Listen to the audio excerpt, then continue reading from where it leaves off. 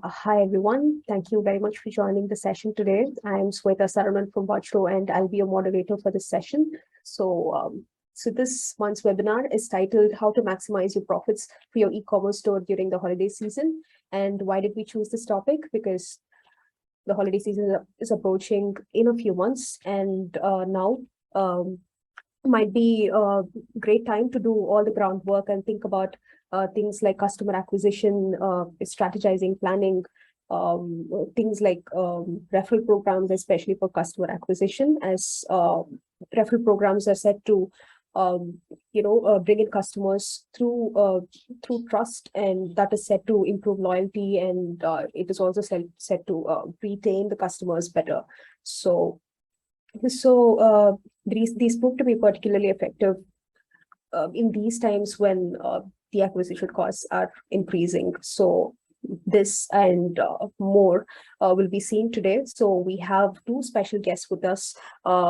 We have Jamilya from ReferralCandy. She is a partner marketing manager. Hello, Jamilya. Hi, Sweta. Really happy to be here. Thank you for having us.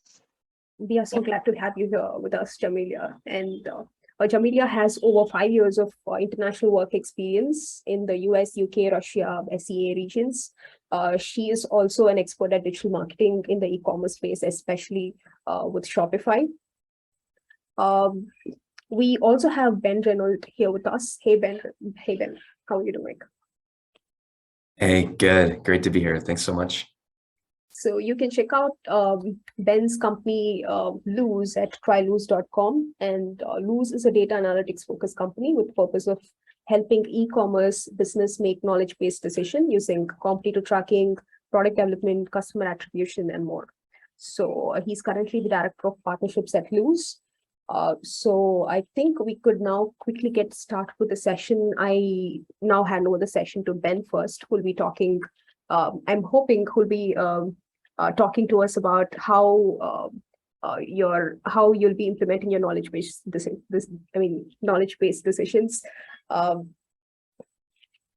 in order to help you with the holiday season this year. So let me hand over the session to Ben. Awesome. Thank you so much. Hey, everyone. Just to introduce myself again, I'm Ben. I'm the director of partnerships over at Lose. I've been here just for a short time. I've been in the SaaS world for quite a bit, but I'm based out of Salt Lake City, Utah, and really excited to talk to you guys today about data and the current economic situations and how data can help you make knowledge-based decisions.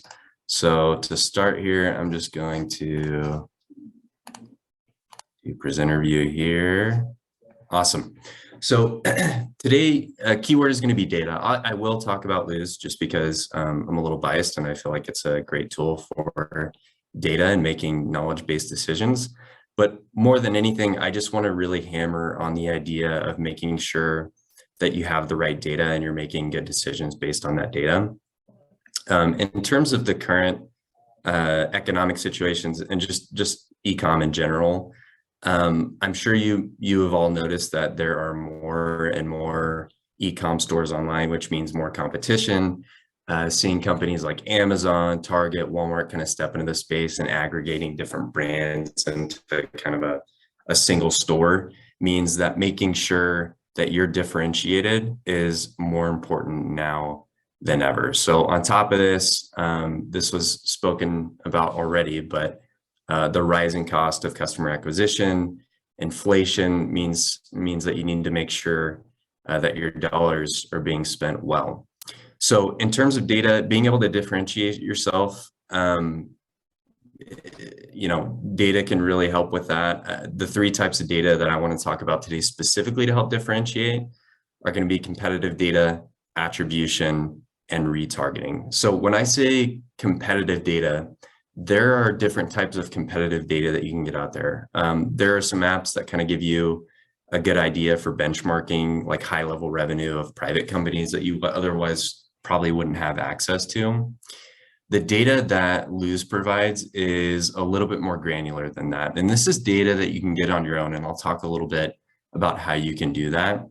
But I'm talking about revenue data by product, by variant itself. So whenever I talk to e-com companies, typically I'm talking to the CEO, CFO, maybe the product manager for the company. And when I ask how they're currently deciding on which products to launch, basically it boils down to kind of a gut feeling and what they feel like the market wants at the moment, which can turn out to be really great, right? You can launch a product based on gut feeling that does really well. But I've also heard a lot of stories where a product launches based on that gut feeling and it flops. And when that happens, obviously there can be a lot of loss when it comes to that.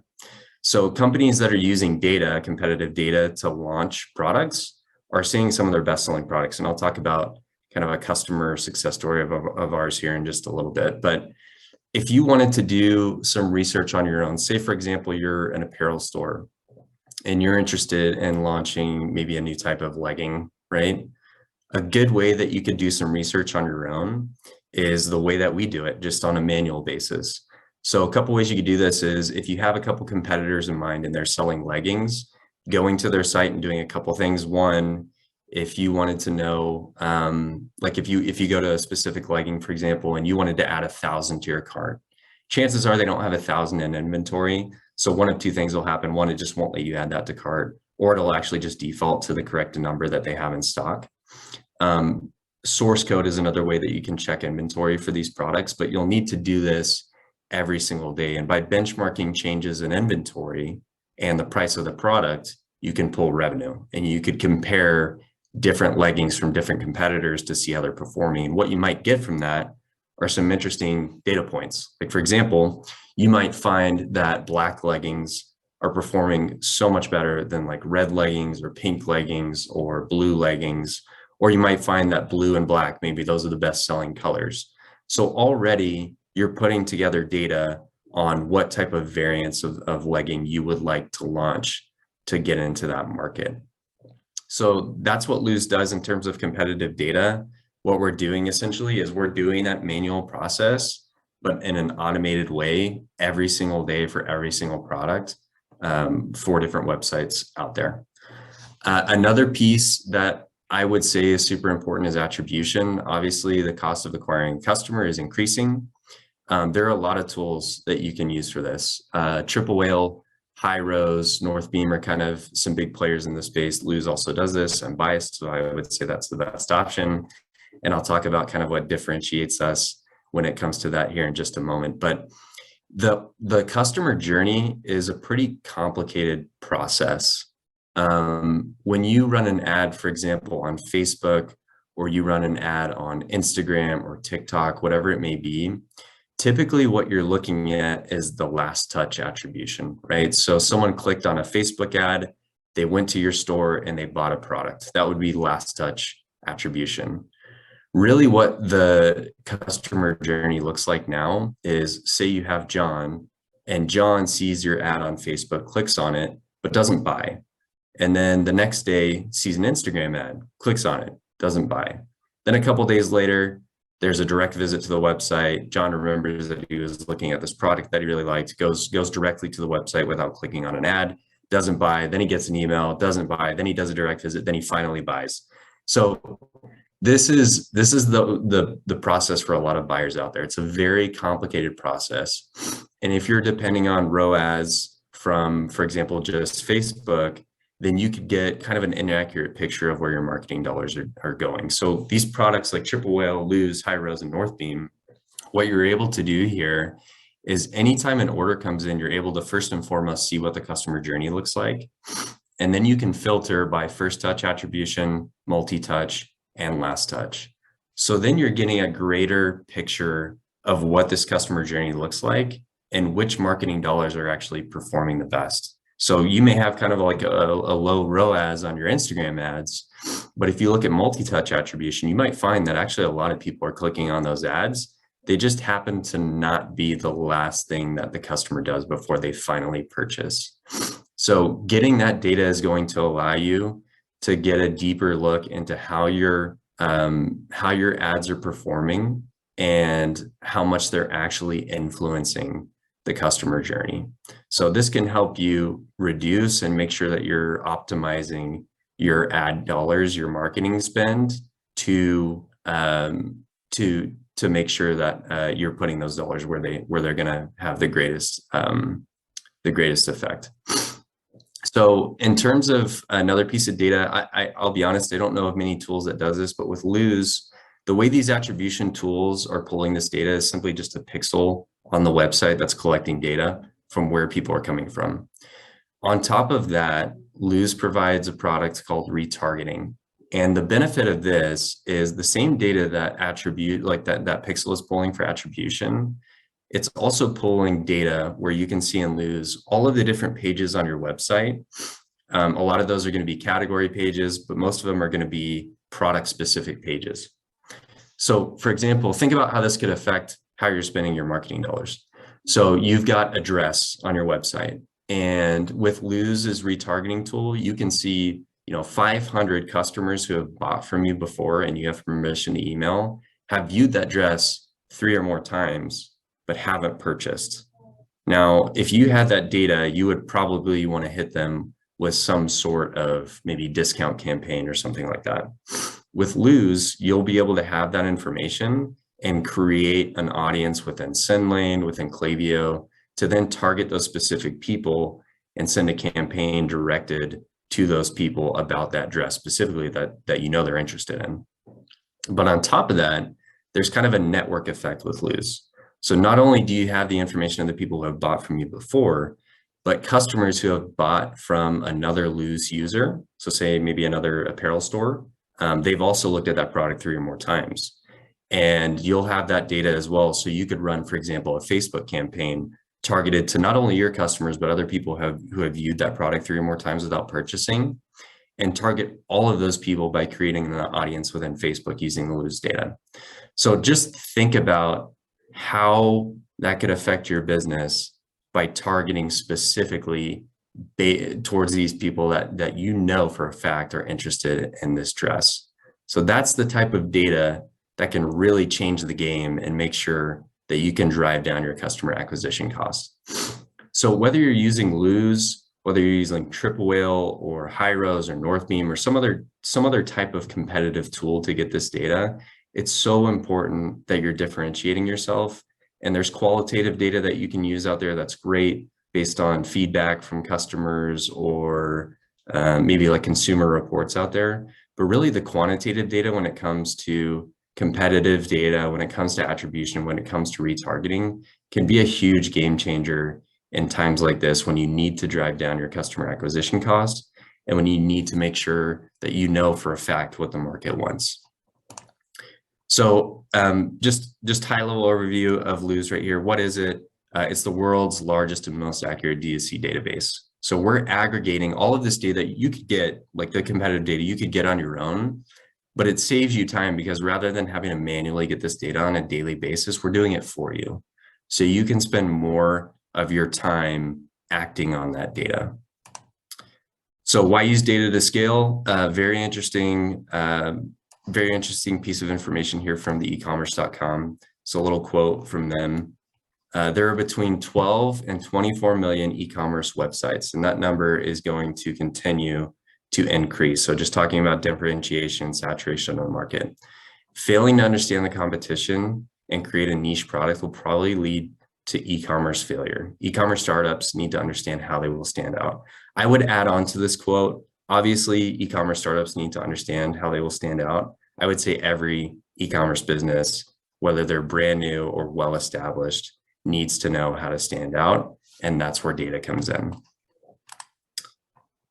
So a couple of things on here. How do you get accurate data? I've mentioned a couple different ways on how you can get that data. How do you interpret that data and make it actionable? So data is great. If you have a bunch of data and you don't know what to do with it, it does you no good. So what we've done with Lose, at least, is we've created different things in there, like the retargeting piece, to help you make this data actionable. And if you can spend more time focusing on how to make data actionable rather than collecting data, you are going to maximize your time. And then in terms of of getting the accurate data, like I said, I feel that Lose and some of these other tools can help provide that accurate data. So the answer, put it all in one place, right? You can have all these different tools that do a bunch of different things, but I think all of us would like to consolidate as much as possible, especially if we're trying to save on cost. So Lose helps you consolidate that competitive data, that attribution data, and that retargeting data into a single place for both accuracy, for understanding, and more time being able to spend on accuracy or on action. So how does Lose does it? I mentioned this a little bit with the competitive data piece itself. We're aggregating publicly available information that you could do on your own. We're just doing it at a mass scale every single day in an automated way on our end to make sure that you have more time to spend putting this data to action. In terms of attribution, simply just a pixel on the website that's collecting data that makes it available for you so you can act on that data. So customer success story, this is from Vibe the Label. Lisa, who's the COO there, she was one of our early customers. I love her story because this just shows what quantitative data can do for you whenever you're launching a new product. So this is referring to a product they launched using competitive data available to them by Lose. So it ended up becoming the #1 product of all time and outperformed its previous bestseller by over 300%. So that's huge. Compare that to if Lisa would have just used gut feeling to launch a product, that product could have completely flopped or would have seen a lot less revenue than, outperforming their previous bestseller by over 300%. So final piece here, I would say, Lose, I think is a great tool. Obviously, it's going to provide you with a ton of data that you can make actionable so you can focus on your business rather than collecting data. Whether you use Lose or not doesn't really matter to me. I just want to make sure that e-com businesses understand the importance of data. Whether you're collecting it manually yourself or using a different tool, I promise you, if you're using data and acting based on this data, you will see success. There are tools out there and technology out there that will help you run your business more effectively and make knowledge-based decisions. So that's all I have. Any questions you have about the product, feel free to visit the website. I'm also available to talk not just about Lose, but if you have other questions about other tools out there that can help provide data for you to be successful, more than happy to talk about that. I think there's a lot of great options out there.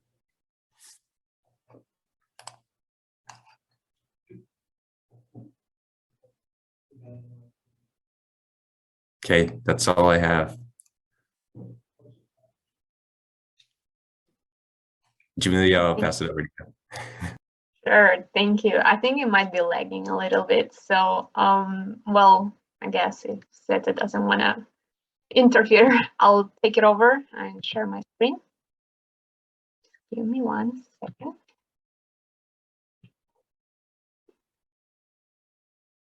All right, can you guys see my screen? I'll assume it's a yes. Yep. Yes. Yeah, you're good to go. Okay, perfect. Yeah, so talking about maximizing profits for the holiday seasons, there could be different ways on how you can actually achieve it. So whether it's acquiring new customers at a lower cost or retaining existing customers to increase their lifetime value, and those things are actually possible by utilizing referral programs. And that's exactly what ReferralCandy does. So we ReferralCandy technically is an e-commerce app or an e-commerce tool that allows to create and automate customer referral campaigns and grow sales through the word of mouth marketing. We do work across different platforms. We are platform agnostic, whether you're on Shopify, WooCommerce, BigCommerce, or just a standalone store. And usually we do help online merchants to reach new customers, grow their brand through the word of mouth, and also build customer loyalty at the same time through that refer a friend program. So what we will be covering today, I do have quite a few slides compared to Ben's because I do like to visualize everything. I hope it's okay. But so what we'll be covering today is generally what is word of mouth and referral marketing? What are the differences? What are the definitions? We'll also talk about different referral marketing examples from ReferralCandy users, and also we'll cover how you can actually use referral marketing to build a community around your brand and like use it to build a brand and raise awareness about your brand. Sorry. Yeah, so starting with the definitions, when it comes to word of mouth, usually it's an organic way of getting the word out there about your brand. And usually every brand experiences at least a small amount of word of mouth. But like usually, what's the difference with the referral marketing? So again, word of mouth is a free way to increase brand awareness about the product, but it doesn't give a lot of control about to the brand, while referral marketing is actually when you take control over that process and deliberately encourage people to spread the word about your brand, and usually it does involve you encouraging your customers by incentivizing them to talk about your brand and to share about it to their friends and family. So again, what is referral marketing and why is it actually so important? The first thing we should do is actually ask, why do we share in the first place? Like, think about the last time when you heard a recommendation from your friend. Like maybe it was a Netflix show, maybe it was a restaurant, maybe it was an online store where they have bought, like, I don't know, new makeup. So we got those recommendations because somebody actually thought that we will like it, because people love sharing stuff. And again, why do we love sharing? A few reasons here listed here, because we like finding unique stuff. We like talking about our experiences and sharing about what we know. But probably more importantly, we actually like being useful to people that we care about. And sometimes in some cases, we do like to validate our own choices, because talking about the recent purchase will make you feel better if somebody else, like if one of your friends says that it's a great product, or if they want to go and buy it as well. So talking about the e-commerce industry, like Ben mentioned, like customer acquisition usually has been prioritized like over customer retention, and ad cost has been rising on a consistent basis, like through a few like year on year probably. But when it comes to referral programs or word of mouth, for example, mostly like in the past years, it has been seen as only as a customer acquisition channel, and that has been changing quite a lot in the recent years since the pandemic started. So 2020 has arrived, pandemic hit, and with the pandemic, it has brought new threats as well as the new challenges to the businesses. But at the same time, it has brought a lot of new opportunities. So again, same stuff as Ben mentioned. Generally, like e-commerce brands that have experienced a lot of shipping issues, supply chain issues. The competition has been rising like crazy, because everybody that was selling offline now has been forced to go online. So there has been an emergence of many like B2C online brands, a lot of traditional brick and mortar stores that have increased their online presence. And we also have seen an increase in the number of marketplaces. Of course, Amazon usually dominates it all. However, they're not the only players in the market. And then we also do see rising cost of the paid ads, because that's particularly important for those companies who rely on the paid acquisition channel for customer acquisition. And the more and a lot of brands actually rely really heavily on those like platforms like Facebook ads, Google ads, or depending, like if you are selling on Amazon, for example, they also do have their own Amazon ads. But new threats, again, usually does bring new advantages to the businesses depending how you approach it, and you can utilize referral marketing as a strategy. You can utilize it as a strategy to own your acquisition channel. You can also use it to incentivize customer retention, and you can also use it to share your brand message and build a community around your brand. So referral marketing allows businesses to own customer acquisition channels. And one of the major benefits that gives like referral marketing, it does give brands control over that customer acquisition process. And what I mean by that, because if you use referral marketing as your customer acquisition tool or a channel, you can actually own the process without having to depend on paid ads. And you will also have control over when and how your customers are being asked to spread the word about your brand or talk about it to their friends and family members. Yeah, and usually, like, in order to like have more control over it, you can actually use different tools, like in conjunction together with ReferralCandy, to communicate to your customers and encourage them to spread the word. So in this case, we do have an integration with Klaviyo, which is an e-commerce email marketing automation tool. And it does allow to acquire more customers by simply adding referral links to all outgoing Klaviyo emails. The whole process is fully automated.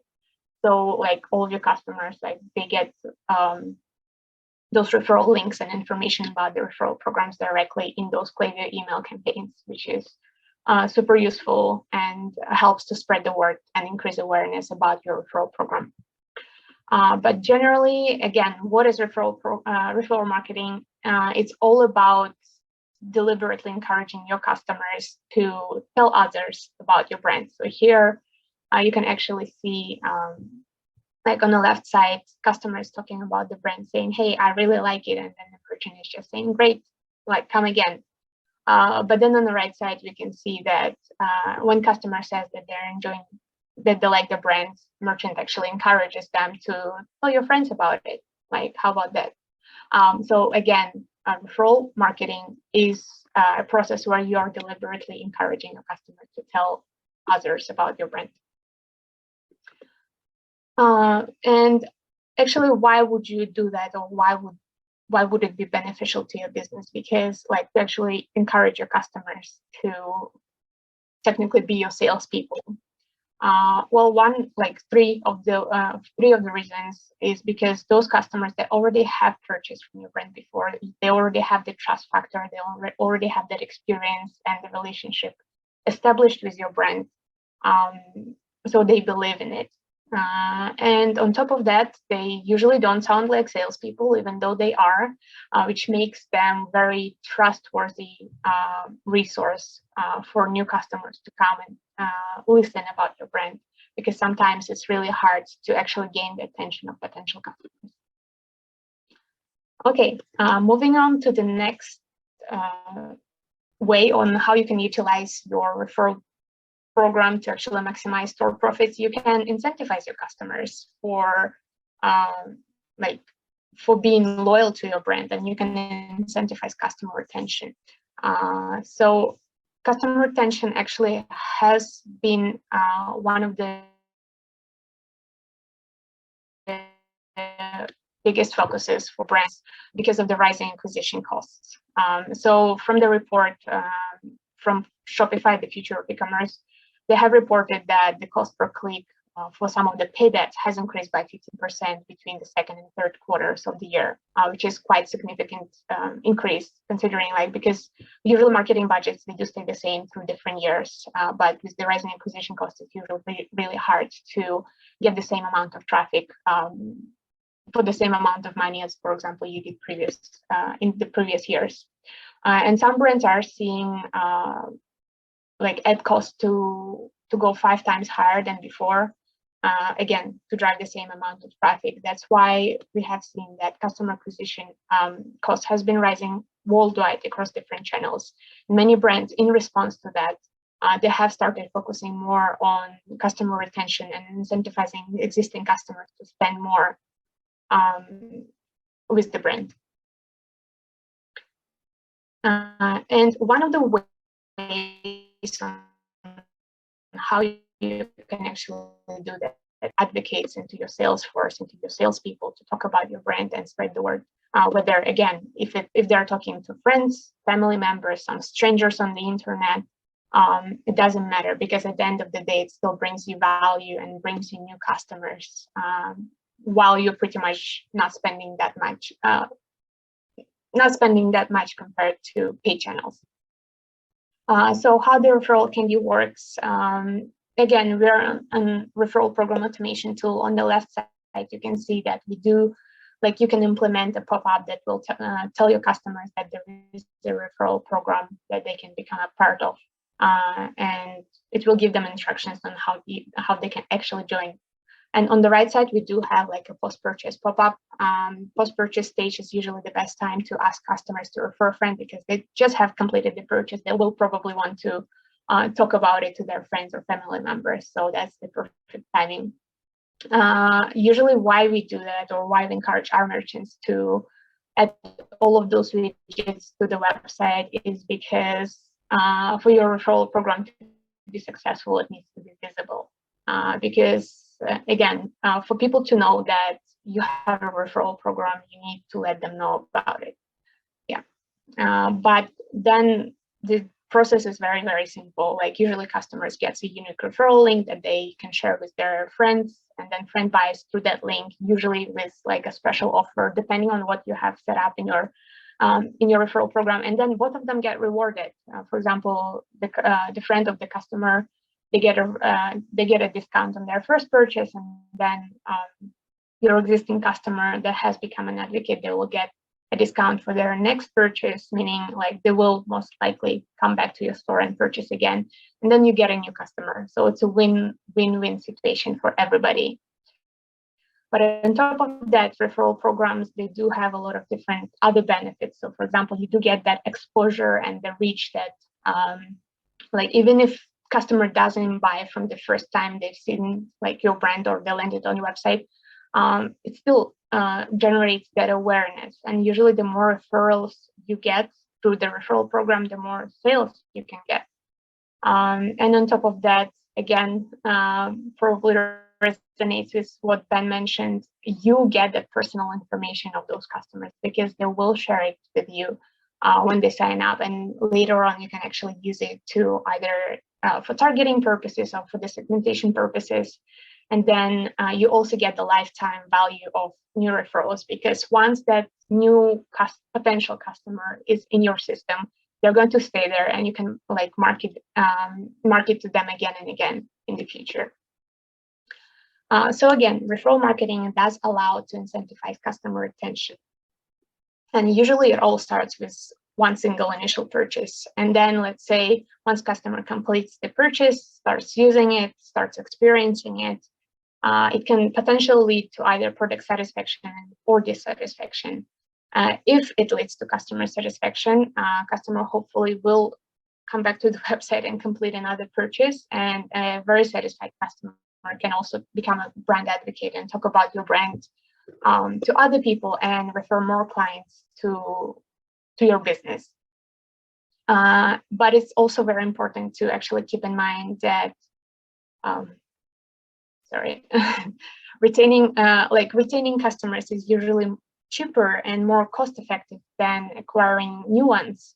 So in order to take control over the process, you as a brand owner, you might want to incentivize customers to actually encourage them to make another purchase, like with your brand, or refer a friend to their business. So talking about customer retention, here is one of the examples of our merchants. It's called Evolve Skateboards. From the name, you can understand they are selling skateboards and skateboard parts. And talking about the visibility, here you can see that they have actually added information, like a link to their referral program landing page, to one of their menus, to the footer menu, to make sure that people know that there is a referral program. So here you can actually see like the email example, like the type of messaging that they're using to encourage their customers to refer a friend. And here you can see the messaging itself. So for example, you get 20% off your next purchase, and your friend also gets like a free product together with their first purchase. So depending on the brand or depending on the industry where you operate, different referral rewards might work differently. So it's always like test and try to see which one resonates better with your audiences. And here's the example of like the notification about successful referral. Hey, thank you here's the discount code for your next purchase. So again, it does incentivize customer retention because it gives them the reason to actually come back and buy again with your store. So here's a little review feedback from the co-founder of Evolve Skateboards. So he talks about how hard it is to get people to stop and look at what you're offering. However, if you're actually utilizing like a referral program or and seeing friends' recommendation will work much better because people are less likely to dismiss friends' recommendation compared to, for example, paid ad on social media. So the main results that Evolve Skateboards has generated through the referral program, they actually have generated over 1 million in referral sales.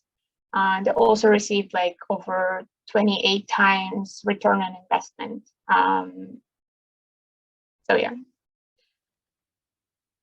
Okay, and the last bit of this presentation is about building the community and increasing, like using referral marketing for community building and increasing brand awareness.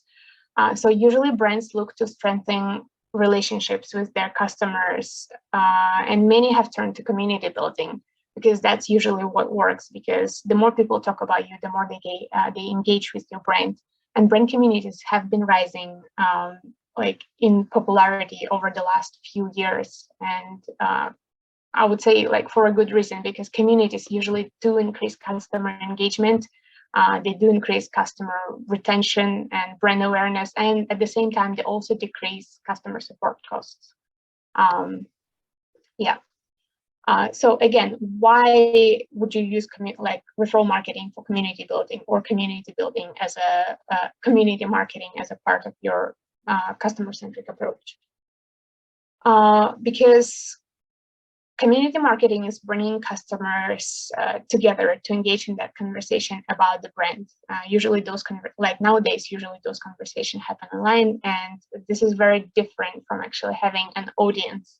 Because while audience watches, community will engage. And building a community, yes, it's a very scalable strategy. However, it will require time and patience, but it also will return like a lot more in return, because it also builds trust.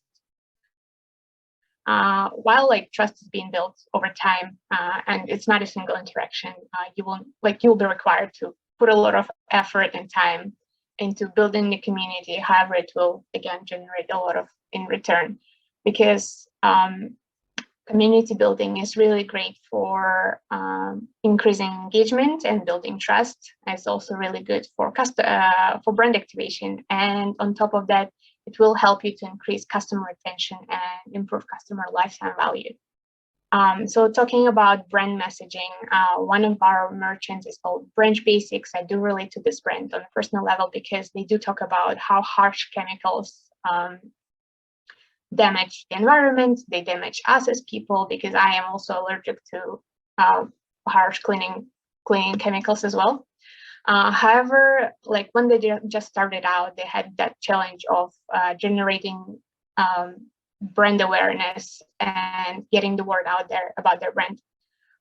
So usually how it works, like you generate the awareness that allows you to attract the attention of potential customers, then you build trust with them, and that later on can lead to sales. So in case of Branch Basics, this is the type of like very basic referral program or like referral program rewards that they have used. You refer a friend, if they can purchase, both of you get $10 off. But in result, it did generate quite an impressive result, because they generated over 1.5 million in referral sales. That did bring them like 41 times return on investment over the 2 years. And also usually like referral sales, they do generate like up to 2%, around 2%, like of all sales. But in their case, they actually have generated like 10% of all purchases. It did come from those referrals. So to wrap up a little bit this presentation, again, the pandemic, like after 2020, it has brought new threats to direct-to-consumer brands. The industry became very unstable, very unpredictable. Also, the competition has been rising. like crazy, as well as the rise in ad costs. However, you can use those threats to your advantage and utilize like referral marketing to, again, own your customer acquisition channel, incentivize your customer retention, and also build the community around your brand. So if you do have any questions after this webinar, please feel free to reach out. I'll be happy to answer any of your questions, or just simply head to our website and you can read a lot of useful information there as well.